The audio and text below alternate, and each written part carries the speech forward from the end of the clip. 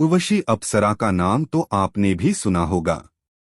उर्वशी के बारे में यह कहा जाता है कि यह स्वर्ग की सुंदर अप्सरा है और इसकी साधना के बारे में यह कहा जाता है कि यह आज भी सिद्ध की जा सकती है।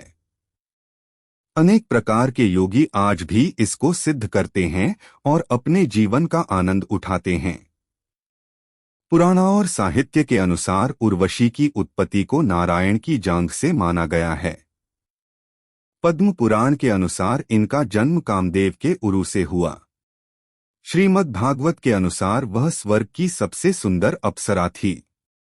कहा जाता है कि बहरमा के शाप की वजह से उर्वशी को मनुष्य शरीर को धारण करके धरती पर आना पड़ा था। पुरुरवा उस समय धरती पर राजकुमार थे और वे कामदेव के समान सुंदर भी थे। जब उर्वशी को यह पता चला कि पुरुरवा काफी सुंदर इंसान है तो उर्वशी ने उनसे शादी करने का निश्चय किया। उधर पुरुरवा भी उर्वशी के जितनी सुंदरता को देखकर इतना अधिक मंत्रमुग्ध हो गया कि वह उसकी हर बात मानने को तैयार हो गया। उर्वशी ने पुरुरवा को पति के रूप में चुना, लेकिन इसके साथ ही कुछ शर्त भी रखी और यदि पुरुरवा उन शर्तों को नहीं मानेंगे तो वह छोड़कर चली जाएगी। जिसके अंदर शर्त कुछ इस प्रकार से थी, मैं केवल घी का ही सेवन करूंगी। इसके अलावा जब मैं मैथुन करूंगी तभी आपको वस्त्रहीन देखूंगी, अन्यथा ऐसा नहीं करूंगी। मेरे सकाम होने पर आप सहवास करेंगे। इसके अलावा उर्वशी के पास 2 स्वर्ग से लाई हुई भेंड़ें भी थी, जिसके बारे में उसने कहा कि यह दोनों हम जहां पर सोते हैं वहीं पर बंधेगी और इनकी रक्षा तुमको करनी होगी। और पुरुरवा यह सब मान गए और उसके बाद श्रेष्ठ अप्सरा महाराज पुरुरवा के यहाँ रहने लगी। उधर गंधर्वों को उर्वशी की चिंता होने लगी। सभी गंधर्व ने आपस में विचार विमर्श किया और अंत में यह तय हुआ कि वे राजा की प्रतिज्ञा गंधर्व ने कुछ अपने सहायकों को लिया और राजा के नगर के अंदर आ गए। उसके बाद रात के अंधेरे में गंधर्व ने राजा के पलंग के पास बंधी हुई भेड़ों को चुरा लिया। फिर क्या था, उर्वशी ने राजा से कहा कि उसका बेटा चोरी हो गया है।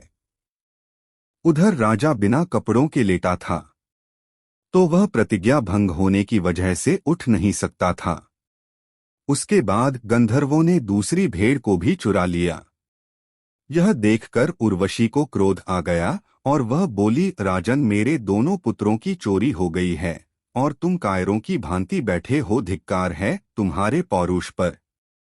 और उसके बाद राजा उठा। उधर गंधर्वों ने बिजली चमकाई और उर्वशी ने राजा को बिना कपड़ों के जैसे ही देखा वह शाप मुक्त हो गई और वापस स्वर्ग में चली गई। जब राजा उसकी भेड़ों को खोज कर लाया तो उसने देखा कि वहां पर कोई भी नहीं है।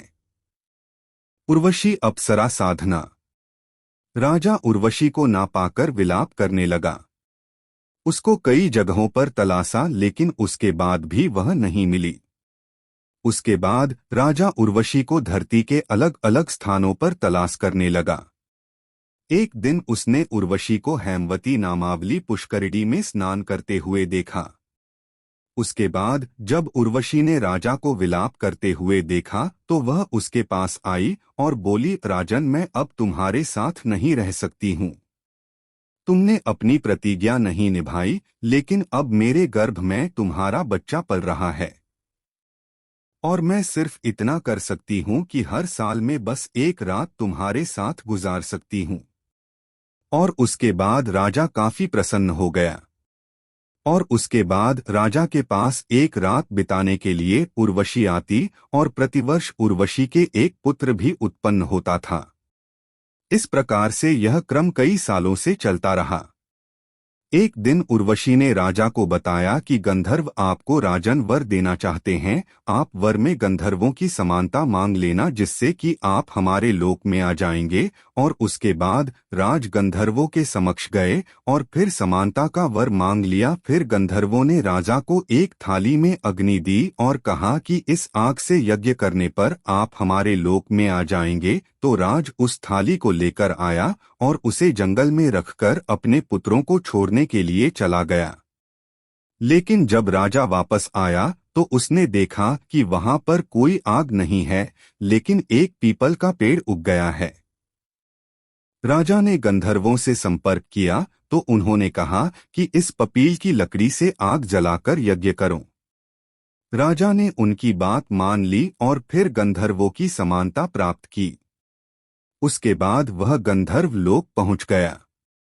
पुरूरवा के पुत्रों के बारे में समानता नहीं है। कुछ ग्रंथों में यह बताया गया है कि राजा पुरूरवा के 9 पुत्र थे, तो कुछ में केवल 7 का ही जिक्र किया गया है। वैसे हम आपको बता दें कि जिस उर्वशी अप्सरा की हम बात कर रहे हैं वह कोई भौतिक जगत की अप्सरा नहीं है, वरन सूक्ष्म जगत की अप्सरा है, और उसकी रचना भी सूक्ष्म जगत के अंदर हुई है। उर्वशी अप्सरा साधना। दोस्तों, यदि आप उर्वशी अप्सरा साधना कर रहे हैं तो आपके पास एक योग्य गुरु भी होना चाहिए, क्योंकि इससे कई बार नुकसान भी हो सकता है। यह साधना 49 दिनों की साधना है और पूर्णमासी के दिन इस साधना को आरंभ किया जाता है। सबसे पहले घर के किसी कोने के अंदर सफेद आसन बिछाकर बैठ जाएं और उसके बाद उत्तर की तरफ मुंह करे घी का दीपक जलाएं और अपने अंदर गुलाब का इत्र वगैरह छिड़के और सफेद कपड़ों को पहले उर्वशी यंत्र या फिर फोटो रखकर मोती की माला से नीचे दिए गए मंत्र का जाप करें और उसके बाद जब मंत्र समाप्त हो जाए तो वहीं पर सो जाएं। ओम श्री क्ली आगच्छागच्छ स्वाहा। जब साधना का समय चल रहा हो तो किसी से बोले नहीं और केवल रूम से बाहर तभी जाएं जब जरूरी हो, खासकर पेशाब और शौच के लिए ही जाएं। लगभग 7 दिन तक आपको कोई अनुभव नहीं होगा, लेकिन 7 दिन बाद आपको घुंघरू की आवाज सुनाई देगी, लेकिन आपको इस दौरान विचलित नहीं होगा। अपनी साधना को निरंतर जारी रखना होगा। उस समय आपको एक मधुर सुगंध सी आने लगेगी। फिर आपके साथ यह रोज ही होने लगेगा।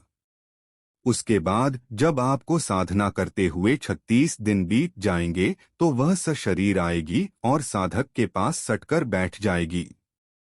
इसके अलावा 47वें दिन वह पूरी तरह से सज-धज कर आएगी और साधक की गोद में बैठ जाएगी, लेकिन इस दौरान बिल्कुल भी विचलित नहीं होना है, वरना साधना खंडित हो सकती है। और अंतिम दिन वह सज-धज कर आएगी और साधक की गोद में बैठकर पूछेगी कि उसके लिए क्या आज्ञा है। उसके बाद साधक को यह कहना चाहिए कि वह उसकी पत्नी या प्रेमिका के रूप में सिद्ध हो। यदि वह एक बार सिद्ध हो जाएगी तो साधक को जीवन भर काम और सुख प्रदान करेगी। यह एक आजमाया हुआ तंत्र है और आज भी काम करता है।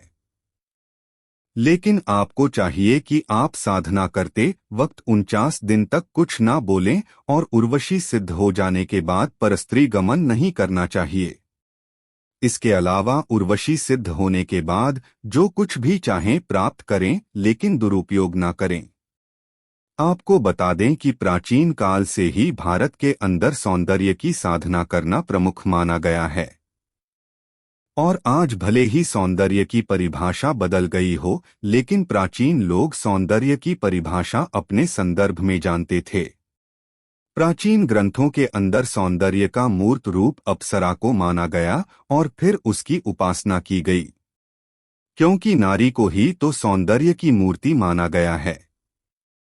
संसार के अंदर सबसे सुंदर 3 अप्सराओं को माना गया है, जिसमें मेनका, रंभा और उर्वशी प्रमुख हैं। ऐसा कहा जाता है कि यह सुंदरियां देवताओं की सभा में नाच गाना करती हैं और उनके मन को बहलाने का काम करती हैं। उर्वशी के बारे में यह कहा जाता है कि वह चिरयौवना है और 18 साल की युवती की भांति हजारों वर्ष बीत जाने के बाद भी मदमस्त ही रहती है और उसके यौवन को देखते ही बनता है। उसकी सुंदरता को देखकर देवता भी ठगे से रह जाते हैं। ऐसी स्थिति में पुरुष भला उसके वश में कैसे ना होगा। उर्वशी के केश काफी लंबे होते हैं, बहुत ही सुंदर चेहरा होता है। कैस जैसे बादलों में कोई घटा उमड़ आई हो। इसके अलावा उसकी बड़ी बड़ी सुंदर आंखें होती हैं जो हमेशा इधर उधर मटकती ही रहती हैं। इस प्रकार से ऐसी सुंदरता वाली स्त्री अपनी सुंदरता के माध्यम से सारे संसार को मोहित किए हुए है। विश्वामित्र ने जब सुना कि उर्वशी इंद्र के दरबार में नाचती है और उसकी नाच के सामने पानी भी ठहर जाए, तो विश्वामित्र ने इंद्र को संदेश भिजवाया कि उसके यहाँ पर भी उर्वशी को भेजा जाए। लेकिन इंद्र ने यह सब करने से मना कर दिया। विश्वामित्र हठ योगी थे। उन्होंने अपनी मंत्र शक्ति से उर्वशी को अपने यहाँ पर बुला लिया और कहा कि उसे उसके शिष्यों के सामने नाचना होगा, लेकिन उर्वशी सुंदर और जवान थी ही उसने मना कर दिया और वापस चली गई। विश्वामित्र ने उसी समय प्रतिज्ञा की कि वे ऐसे तंत्र की रचना करेंगे कि जब चाहें उर्वशी को अपने यहाँ पर बुला लेंगे। उर्वशी साधना किन रूपों में की जा सकती है?